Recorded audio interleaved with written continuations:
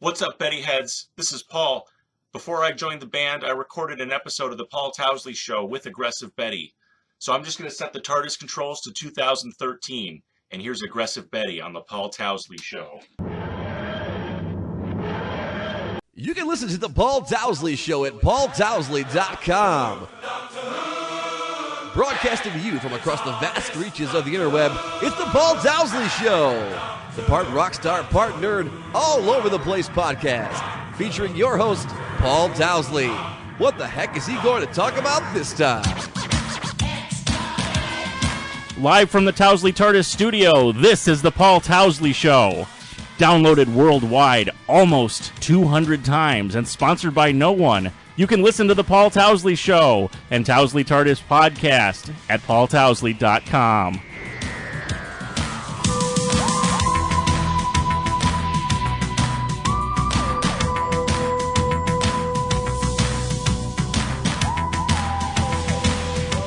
Today is September 9th, 2013, and this episode features Aggressive Betty.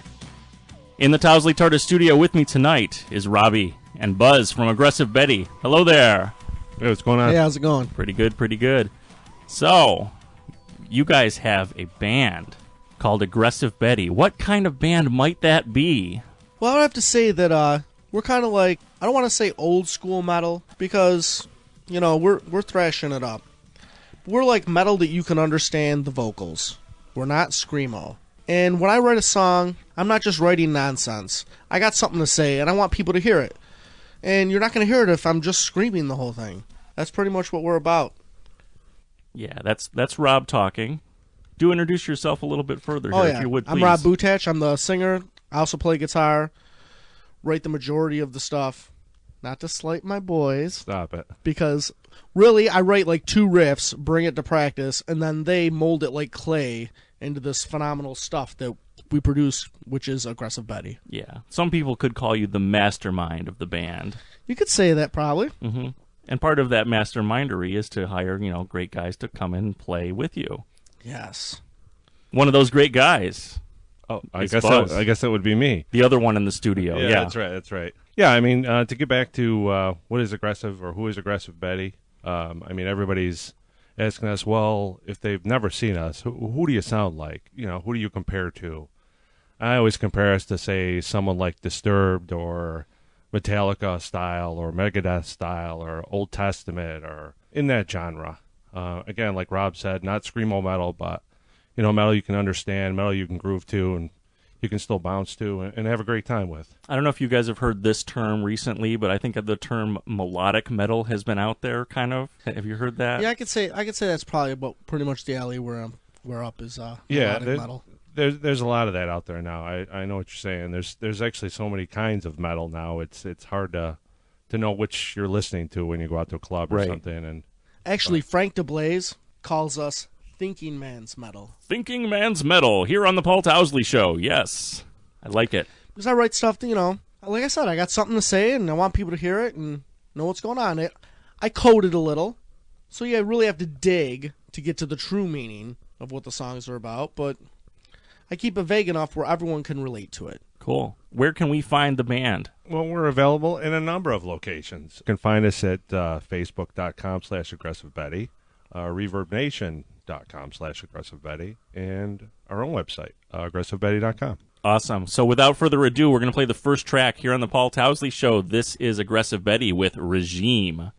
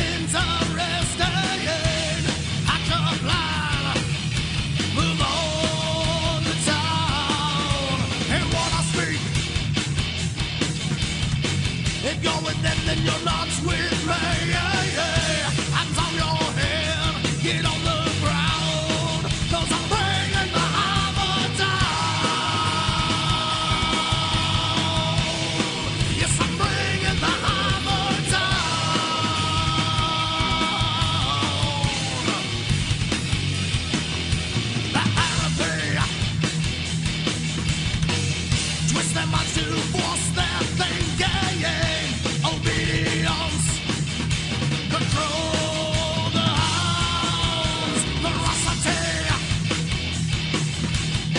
Convert the strong and crush the weakling.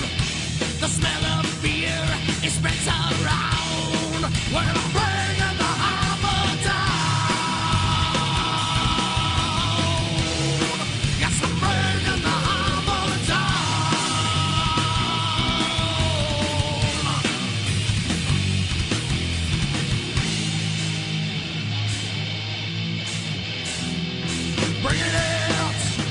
Bringing it down, down, down. Bringing it down, down, down. Bringing it down, down, down. Bringing it down, down, down. Down, down, down. Who's gonna stop me now?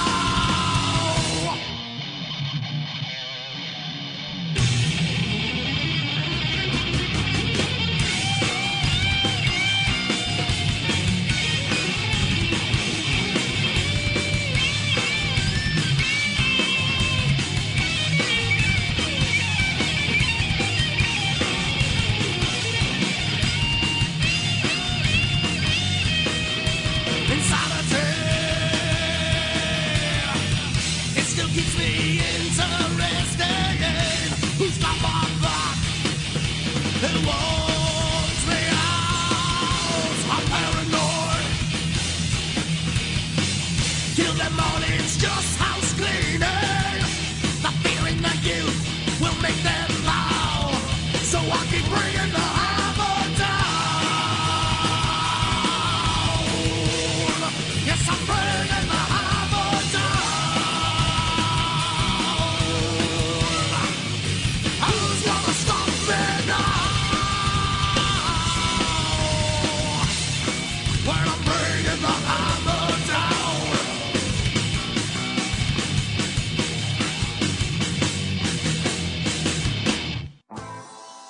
Salutations, ROC podcast listener. I'm here to tell you about my show, the Shoot to Thrill podcast, featuring yours truly, Marcus Cox, the fanciest newsman in all of Rochester.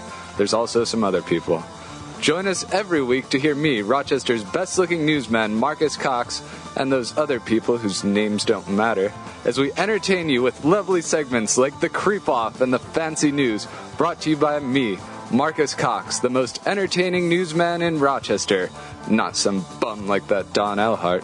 Anyway, listen to Shoot to Thrill on rocpodcast.com, iTunes, or on your mobile devices via the Stitcher app, which is short for the word application for you lesser educated peoples.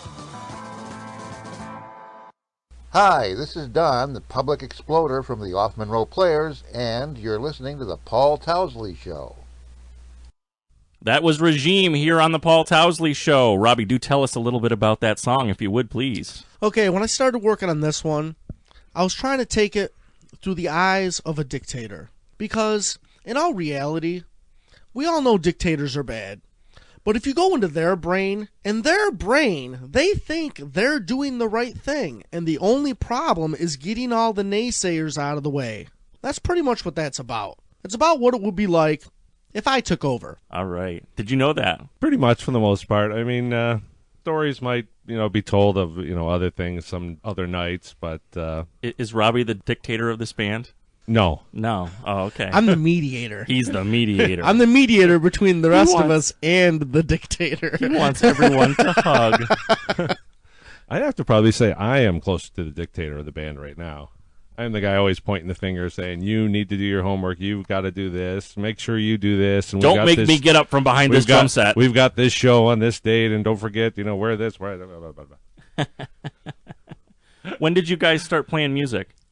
Individually or collectively Sure. as a band? Tell me about yourself individually. I started playing the acoustic when I was about 12.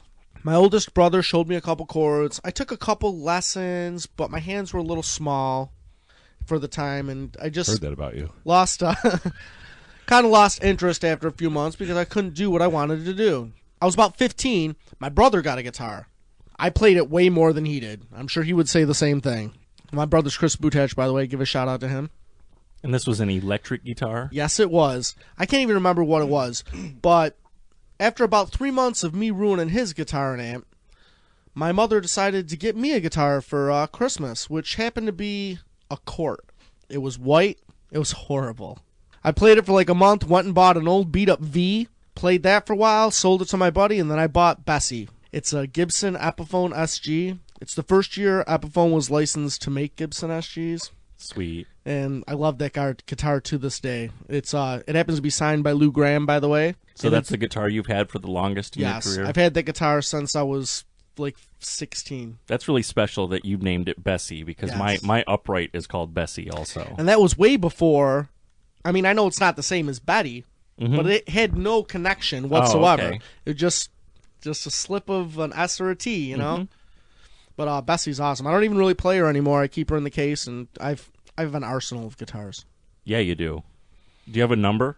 I've lost track. You lost track. Yeah. All right, so it's got to be over 10. I prefer. Oh yeah, definitely over 10. I prefer BC Riches Mhm. and Deans, like for that heavy metal sound, that nice crunch. BC Rich, nice and simple. All I need's one pickup, one knob. I don't got to get cute. That's all I need. Cool. Buzzy, when did you start playing? Well, I assume I was probably hitting the pots and pans early, 5 or 6 years old, and just, terrorizing the family with that. But I guess 12 is probably the magic age, because that's when I got my first drum set. Then I just terrorized the whole neighborhood with throwing the headphones on and, rocking out to Priest or Maiden or Sabbath or Metallica, and just loving every minute of it. It's, it's a passion of mine that I hope to take with me as long as I can. Do you find that you're a popular guy amongst musicians since you're a drummer? Every band's looking for a great drummer. Popular? I got to jump in on this. I don't know got to about jump popular, in on this but, one. I don't see anybody, pushing me away. Okay. I got a quick story to tell you about how I met Buzzard. All right. I go to the first bonsai. For those of you who know me, I'm not much of a drinker. They actually, for many years, called me 2-Beer Rob.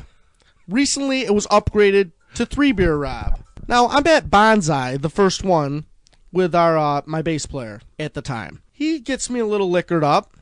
I'm having a good time, and I see this tall guy with a shirt with a skeleton on it playing the drums. We happen to be looking for a drummer. So I look this man square in the eye and say, "Hey, do you play the drums?" And he looks down at me from his tall stature and says, No. Exactly.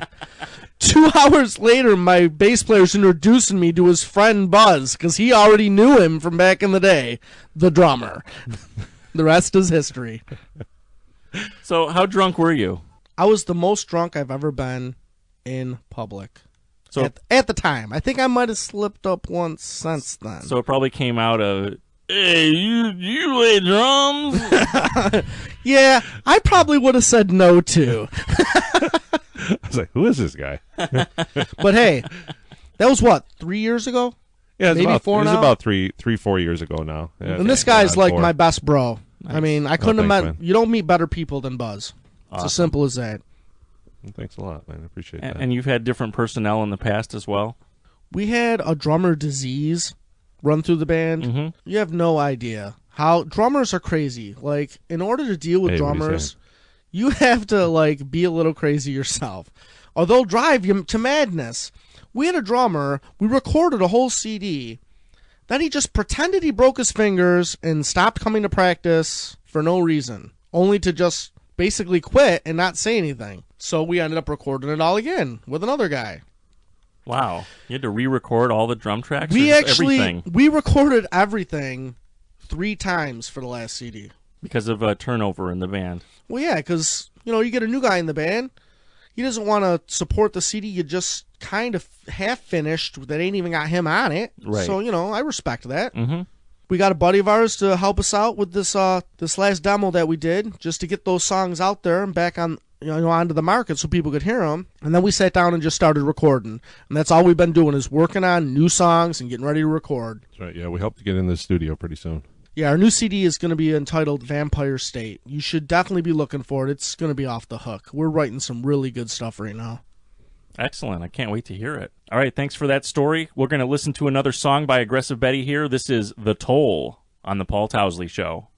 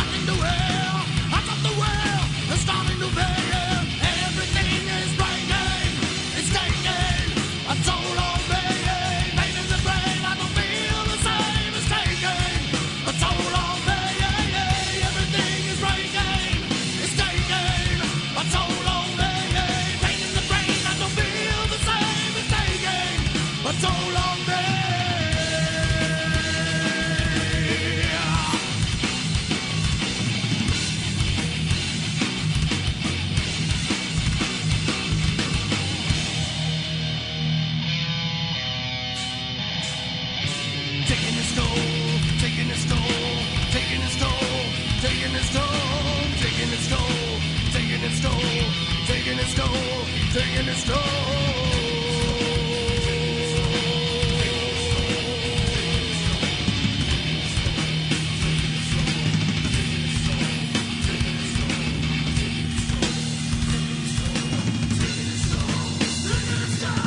No one can break me, you'll never chain me, just rearrange me, fuel to enrage me. No one can break me, no one will chain me, just rearrange me, fuel to enrage me. Carry the torch, carry the torch, carry the torch,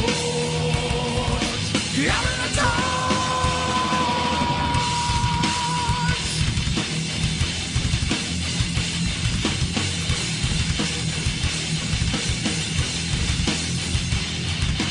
Nothing for you, something for me.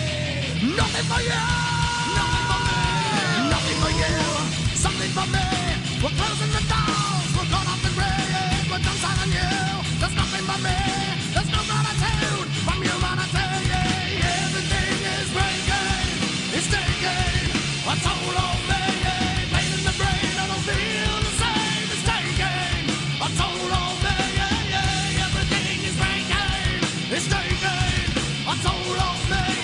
Pain in the brain, I don't feel the same. It's taking a toll on me.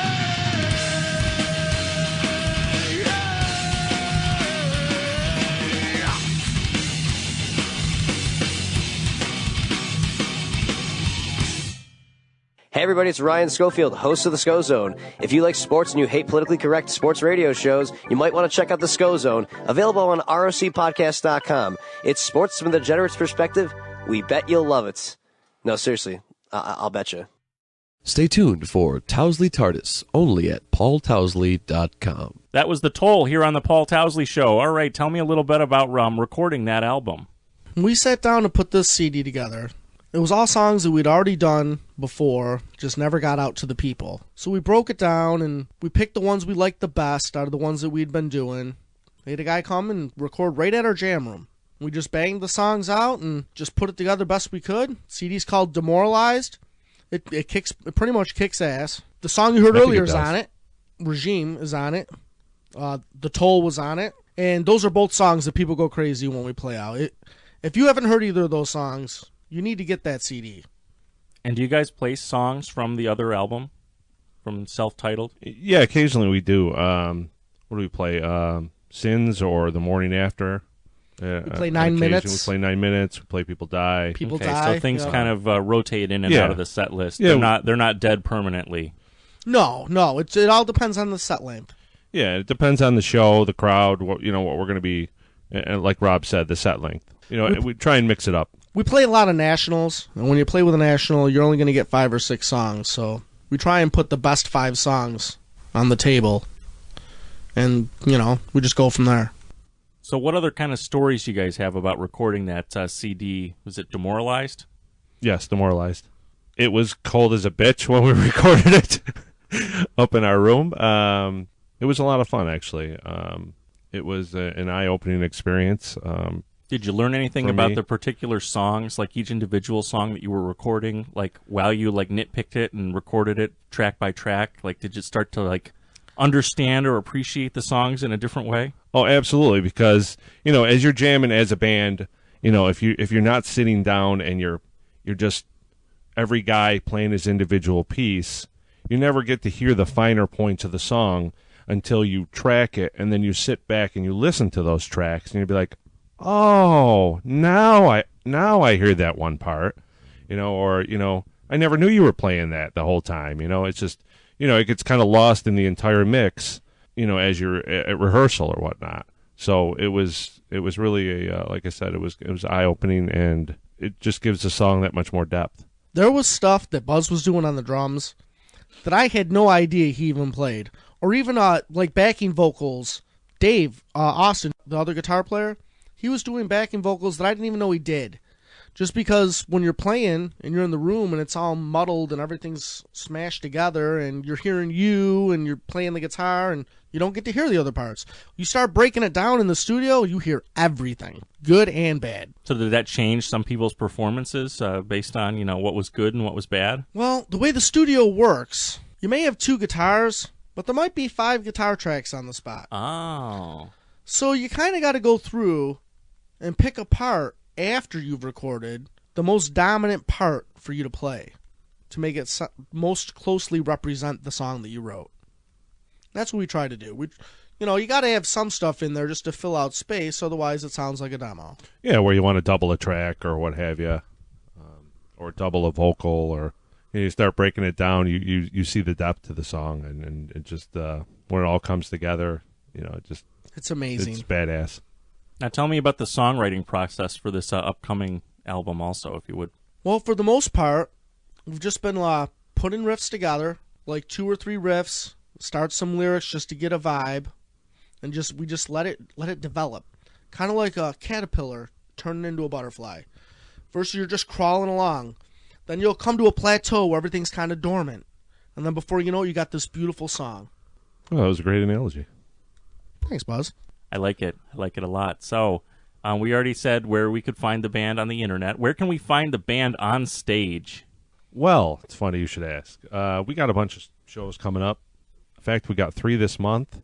We've got September 14th, Kick Cancer's Ass Cancer Benefit Show at the Montage Music Hall. I don't know who hasn't been touched by cancer, so you should be there. Is that going to run all day long? It's actually it's Friday the 13th and Saturday the 14th. I believe it runs from 7 until 2 on Friday, and then from 8 until probably 2 on Saturday. Okay, so two nights. 2 nights. Gotcha. Yeah, it's 2-night event. I was wondering if they had anything going on in the afternoon. So yeah, Friday night is it's rock and roll bands, and Saturday night is metal bands. Ah, all right. So we also have a show coming up on the 20th of this month, Psycho Fest at Lizard's Lounge in Waterloo. That should be a great time. We've got Mushroom Let me just Head. jump in on that real quick. Hello? If anyone listening to this wants to go to that Psycho Fest, I got your ticket. I'm putting it out there right now. If you hear this, and you can get a hold of me on Facebook or through any means, I got your ticket if you can make the trip to Waterloo to support us. Look at that. Yeah. Free show for you if you can get a hold of Rob. Make it happen. So what else was I saying? That was the 20th of September. That was Psycho Fest the 20th. September 26th, we've got Mushroom Head at the Montage Music Hall. So you'll be opening for Mushroom Head? Yep. Right We're one of the supporting local act. I believe Sativa and a couple other bands are on there as well. So that'll be a great match. What else? We've got October 25th, the Halloween Havoc show at the Montage. As you can tell, we play a lot at the Montage. They're a good friend to us. November 7th, we got Mobile Death Camp at Pineapple Jacks. That's what we got booked so far. We played with those guys before, Mobile Death Camp. The singer was from Guar. He plays guitar. The guy shreds. I mean, you got to see those guys. Mobile Death Camp, they jam, and they're cool as hell. Yeah, we had a great time last time we played with them at Pineapple Jacks. It was off the hook. A lot of people there, and couldn't ask for a better bunch of guys. Cool. So that's another story that I kind of wanted to hear about from you guys. You guys have opened for a lot of national acts that have come through town. Did you have any highlights from those? People that you've met, experiences that you've had that you'd like to share? I got a couple personal favorites. Great. Like, first of all, growing up, I'd heard of the band Kitty. Did not realize that it wasn't a gimmick and that they really kicked ass until I saw them live when my band was opening for them. Then I realized sometimes girls are better than you. It's just the way it is. They're awesome. Check them out. Kitty. They're awesome. From Canada, right across the border. I had broken my leg and got to open for Jeff Tate from Queensryche. Coolest cat I've ever met. Guy comes up to me, says hello. I just think he's just giving me the obligatory hello. But then he just stood there waiting to engage in conversation. And I really had nothing to say. This was the best I could come up with. I learned how to get my voice strong listening to Queensryche when I was a kid. That's all I had. And that's, most of these people, that's the best compliment they could ever get. Oh, he was so cool. That's awesome. It was awesome. We also played with Joey Belladonna, another cool cat. It was like right after Ronnie James Dio had died, and he's wearing a Dio shirt. They did Heaven and Hell. Yeah, it was off amazing. the hook. That guy still got pipes. Yeah. He's awesome, and he was cool as hell too. Hung right out with us, took tons of pictures. He didn't lose his smile for 1 second the whole night. It was awesome. Yeah, and it's funny too. I mean, you hear stories about, singers or just large acts. Oh, that guy's he's a jerk, or he's full of himself or whatnot. But again, Joey Belladonna, Jeff Tate, both the most humble guys, both the most friendliest guys to us, and just stood around, took pictures, talked with us for a while, just like you and me. It was a great experience. We've also played with I think our last national we played was with Drowning Pool. Oh yeah, that was awesome. We recently shared the stage with Exodus and Accept, Sabaton, Moto Grader. For you guys that are into Five Finger Death Punch, that's where the singer came from. That's right. Dead Star Assembly, a few others that I can't recall more at the moment. But we've been pretty blessed to play with a bunch of big national acts, and we got the Mushroom Head show coming up as well, so we're pretty excited about that. And hope you get to pass these guys CDs and stuff like that, and just try to get the word out about your stuff.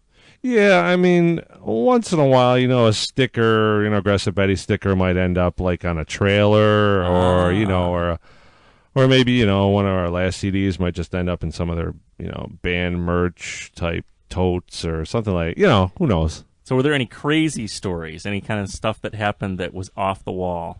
I don't know if we want to talk about that. Oh, okay. Yeah, this is getting edited, right? It is.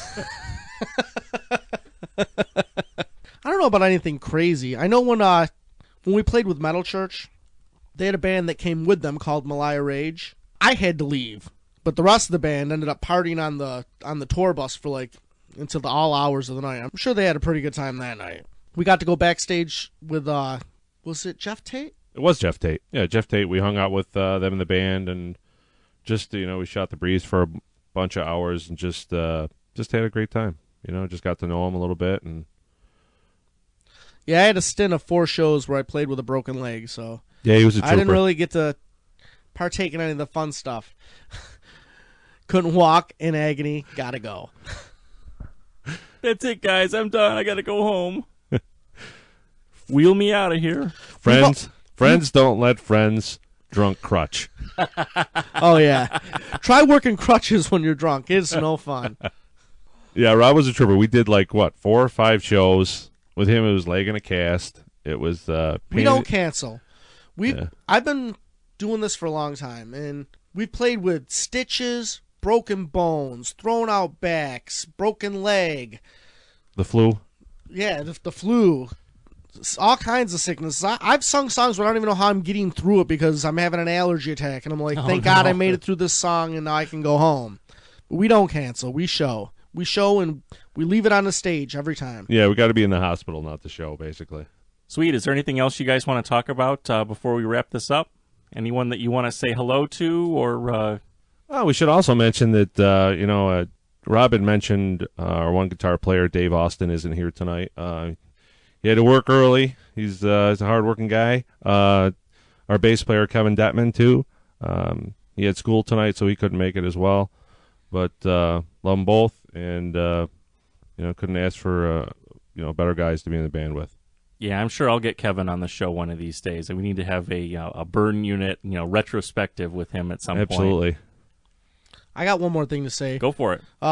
We are working on a song for a soundtrack for a movie that's coming out. It's called Food in the Eyes of the Dead, and it's a zombie flick. They're doing some of the recording here in Ontario. We're actually going to get to be guest zombies for in the background as extras. I intend on making a video for the song where we're all zombies, and these guys, they don't know it yet, but that's what's happening. Awesome. If you're going to get made up already, you might as well shoot a video while you're at it. I mean, go ahead. Exactly. If they're going to go through all that, might as well shoot a quick video. Mm-hmm. I'm ready. So be on the lookout for that movie, which was called again? Food in the Eyes of the Dead. And I'm sure we'll be able to find more information about that at the Facebook page. Oh, absolutely. Yeah, and that's facebook.com/aggressivebetty? Yes, sir. All right. And like Robbie said, listeners to the Paul Towsley Show for this particular episode, if you get a hold of Robbie via Facebook, you can get free tickets to the show in Waterloo. Psychofest. Lizard's Lounge. Lizard's Lounge in Waterloo. All right. Yeah, all you got to do is get there. I got your ticket. You got to get there. That is September 20th at Lizard's Lounge. Contact Robbie. Great. Thanks so much for being on the show, guys. We will. Thanks for having us. Yeah, thank you. Yeah, absolutely, Paul. Thank you. This last song is called Wounds by Aggressive Betty. Be seeing you.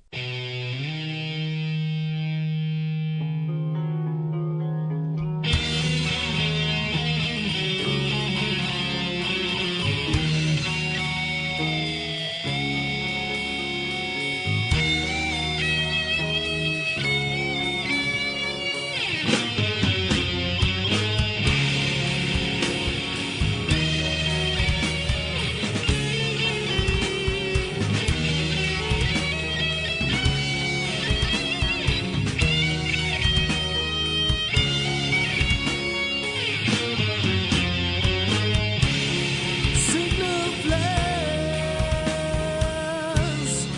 like the sky, the one and no one knows.